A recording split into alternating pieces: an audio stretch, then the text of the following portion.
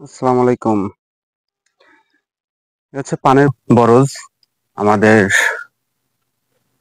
সুন্দর একটা ভিউর জন্য আসলাম। আর প্রতি বছর এই সময়টা পান কিন্তু অনেক সুন্দরভাবে হয়। এই যে দেখেন, প্রতিটা পানের সাইজ কত বড় এবং কত সুন্দর।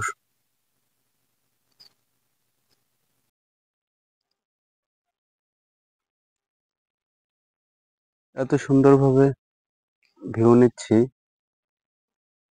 আর কিভাবে আপনারা পানের ব্যবসা করতে পারেন সেটা কমেন্ট বক্সে বলবেন।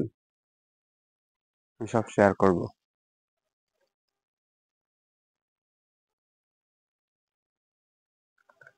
পানের ব্যবসায় অনেক সমস্যাও থাকে।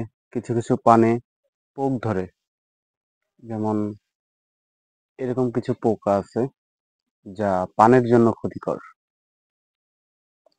এই সময় ওষুধ দিতে হয়।